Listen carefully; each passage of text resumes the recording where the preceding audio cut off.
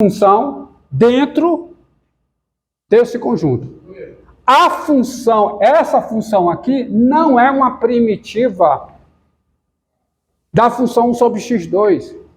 Porque primitiva é primitiva onde? Num intervalo, não necessariamente num domínio.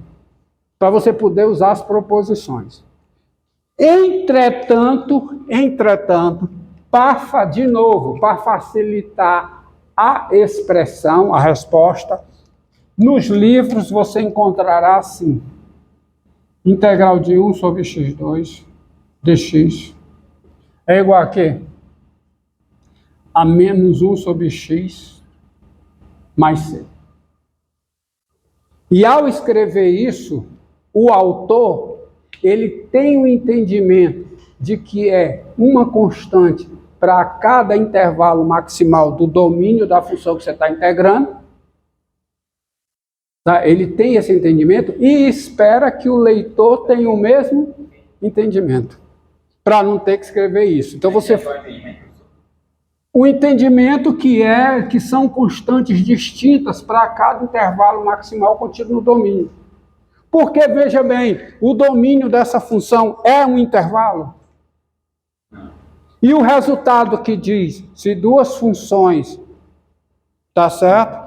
São primitivas de uma mesma função no intervalo, nesse intervalo elas diferem por quê?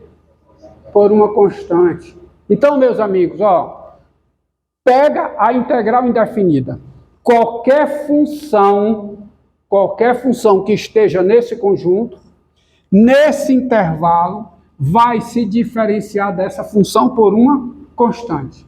E nesse intervalo, vai se diferenciar dessa função por uma constante. E não necessariamente as constantes são iguais. Olha aqui.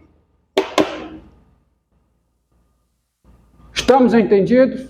Resolvido isso, agora vamos passar e vamos usar sempre essa notação. Tipo assim, o fato do que foi que caiu aí? O fato do dx, ele não fazer parte ali da... Cara, isso é só uma notação. Preste atenção. Preste atenção à definição. Definição, seja f a função. A integral indefinida de f é o conjunto denotado dessa forma. Isso é a notação. Denotado dessa forma. E dado por isso. Pronto. Então, quando aparecer esse dx, você está indicando a integral indefinida dessa função. É o conjunto de todas as funções definidas em R, porque o domínio aqui é R, que são diferenciáveis e a derivada da x. Que são essas funções? Daqui elas. Quando você chega aqui, quem é isso aqui? É o conjunto de todas as funções cujo domínio é R asterisco, que são diferenciáveis e cuja derivada é 1 sobre x2. Então, são essas funções aqui. Não precisa ser a mesma constante. Muda, porque meu que a notação da derivada é de y sobre o dx. Aí, meu que a integral meu que o resto é isso da... Quê? Enfim, meu que o... Não, esqueça aí. Não complique, não. Complique, não. Você está complicando. Ele quer achar razão nesse dx. Calma. Não terminei. Eu terminei a aula. Terminou? Terminei, não. Então, se acalme aí. Ó, olha aqui. Integral de... Por exemplo... Quem é a integral do seno? Menos o cosseno.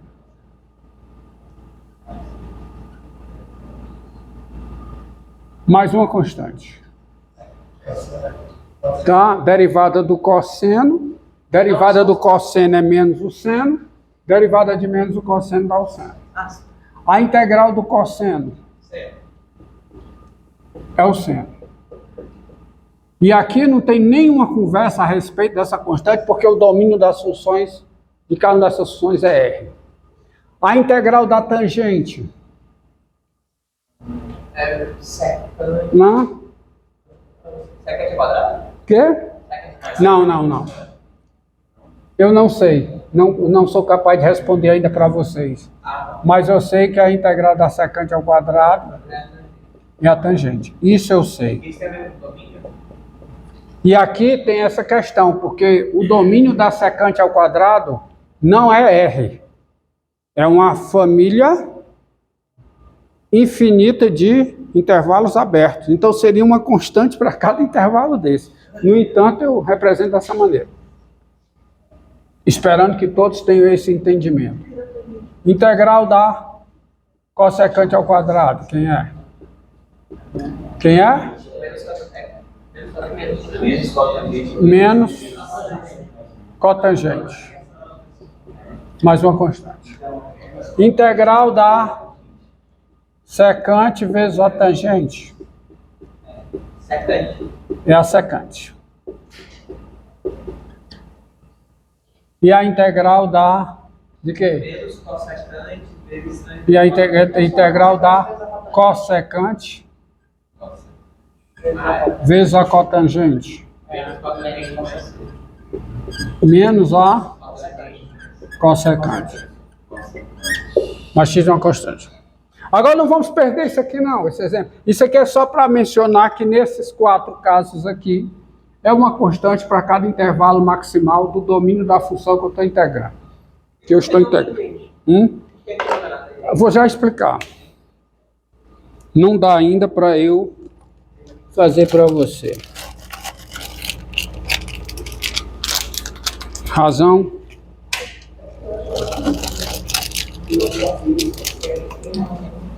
Tá?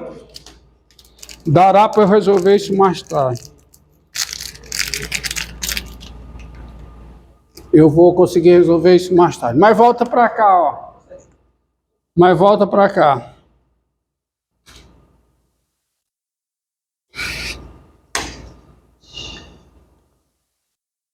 A integral, deixa as definições aí, são as principais. A integral,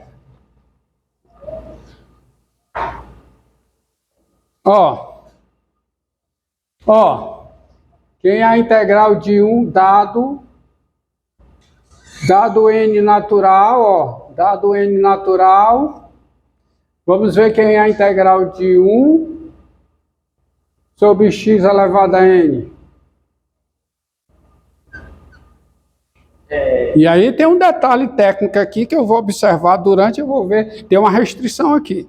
Isso aqui eu posso escrever como sendo o quê? X elevado a menos n. Aí de novo, qual é a derivada de x elevado a menos n? Menos n, x elevado a menos n menos 1. Portanto, tá certo? Essa integral aqui vai ser o quê?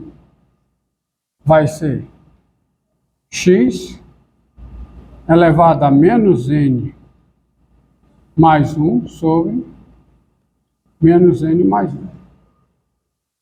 Mais uma constante. Sabendo que é uma constante para os positivos e uma constante para os negativos. Que o domínio dessa função é R asterisco. Entendido? Agora, observe uma coisa. Tem um problema aqui. Isso aqui é para todo n natural? Não. Isso aqui é dado n natural, n diferente de quê? De 1. Eu só posso fazer essa conta daqui para cá e a derivada dessa função não dá essa? Não dá? Porque quando você deriva, você diminui o expoente. É a derivada para expoente inteiro. Então a derivada, tá certo? Dá isso aqui. Ou seja, tá certo? Então, ou seja, assim, não assim. Assim, que é exatamente, olha o que está acontecendo aqui, ó. Integral de 1 sobre x2, quanto é o n? 2. Hã? Quanto é o n? 2. O n é 2. Então fica x elevado a quanto? A menos 2 mais 1, que dá x elevado a menos 1, sobre menos 1. Aí dá menos 1 sobre x. Tá certo? Porque eu estou usando a fórmula. Isso aqui, pois, isso aqui é verdade, por quê? Vou até botar um pois. Pois, olha, quem é a derivada em relação a x, de x elevado a menos n mais 1 sobre menos n mais 1. O menos n mais 1 é uma constante aqui, melhor dizendo, 1 sobre menos mais 1 vezes a derivada disso. Quanto é a derivada disso? Menos n mais 1 vezes o quê? X elevado a menos n mais 1 menos 1, que dá menos n. Então, quanto é que dá isso? Dá x elevado a menos n. Qualquer que seja o x, diferente de zero, da forma válida. Tá? Então, você tem essa integral. Ou seja, você tem o seguinte. A integral de x elevado a q, a integral, ou seja, assim, dado k inteiro, quem é a integral de x elevado a k, x, quem é? É x elevado, continua sendo x elevado a k mais 1 sobre o quê? K mais 1, mais c, mas aqui tem uma restrição. O k tem que ser diferente de menos 1. Menos 1. Tá certo? Dá x elevado a quê? Ou seja não. Eu tenho uma coisa a informar para vocês, é que eu vou ficar na dívida dessa integral. Não sai por nenhuma dessas formas. Não sai por essa forma. Quanto é o K aqui? Menos 1. À luz do que foi feito aqui, quanto é o N? N é 1. E eu preciso dessa integral para ter a integral da tangente, da secante, da cotangente, da cossecante. Aí eu vou ficar devendo. Eu não tenho essa integral. Agora não. Mas eu tenho, portanto... E outra coisa. Isso aqui. Não tem vírgula não? E dado que racional, mesma forma. Que é a integral de x elevado a q? É também x elevado a q mais 1 sobre q mais 1 mais c. Mais de novo, o q diferente de menos 1. Tá bom?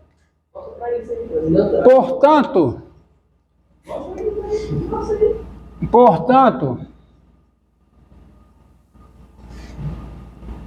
quem é a integral, vamos lá. Quem é a integral, para pegar a integral de 1 sobre x4. Para você fazer, ou você faz direto, você gravar a fórmula, ou então você faz o quê? É x elevado a menos 4 em x, integral em x, que fica o quê? X elevado, não. Dá menos 3. K mais 1. Você soma 1. A derivada, você subtrai 1. A integral, você soma 1. Então fica x elevado a menos 4 mais 1. Menos 3 sobre 6. Mais uma constante. Ou seja, isso aqui é o quê? É menos 1/3, 1 sobre 3x3. É menos 1. É menos 1 sobre 3x3 mais uma constante. Entendido? Integral da raiz cúbica de x2. Você escreve integral de x elevado a 2/3. Veja bem, olha o detalhe aqui. Quem é o domínio dessa função? Os reais. Os reais. É os reais. O x pode ser negativo. E quando eu escrevo potência com expoente racional, isso, por definição, requer x base positiva. Mas nós já fizemos uma discussão a respeito disso e concluímos o seguinte, que no contexto de derivação, você pode abusar da definição e usá-la com base negativa, porque a fórmula funciona para derivação, portanto, funciona para integração.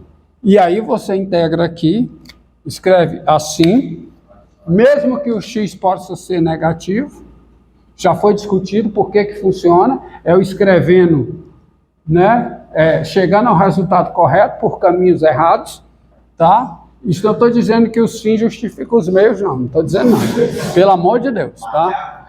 Não, isso é o quê? Isso é o quê? X elevado a quem?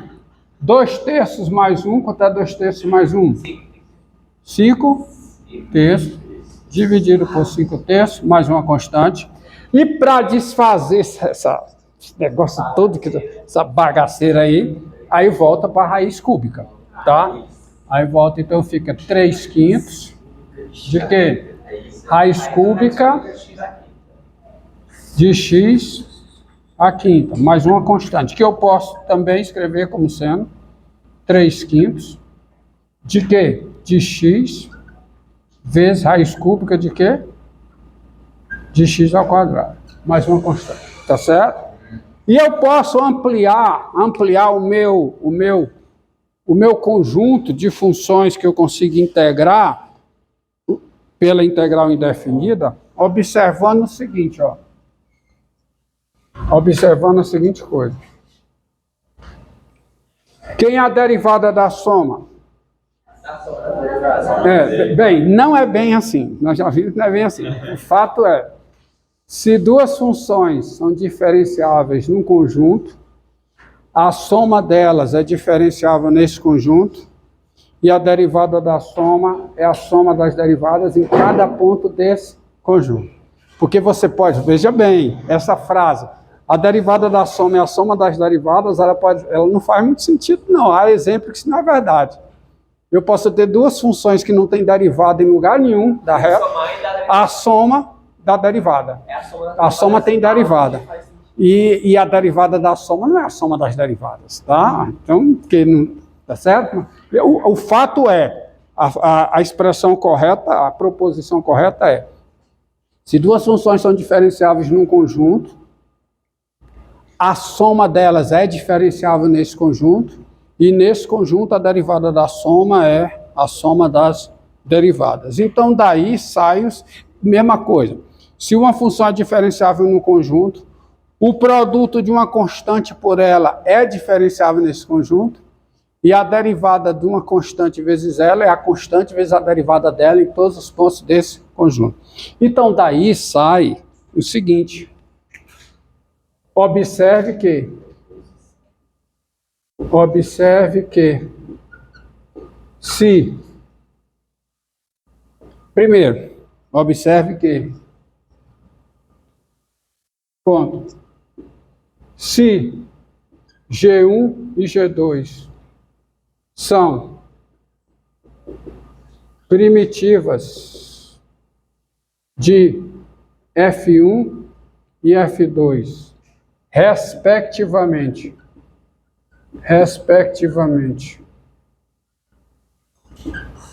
no intervalo I,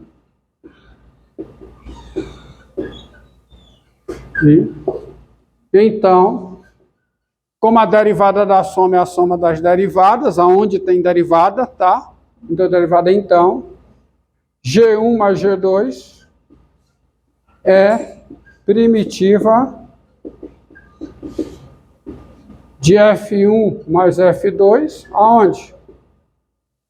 Em I. Beleza. Porque em I, as duas são diferenciáveis. A derivada da G1 em I é a F1. A derivada da G2 em I é a F2, que diz a definição. Então, a derivada da soma é a soma das derivadas, que vai dar F1 mais F2 em I. Acabou. E também o seguinte, se lambda é um número real e G é primitiva de quem? De F em I, então, lambda G também é o quê? É primitiva de quem? de lambda F em I. Ó, porque a derivada, aonde tem derivada, né? A derivada de uma constante vezes uma função é a constante vezes a derivada dessa função. E aí matou a pau para eu resolver essa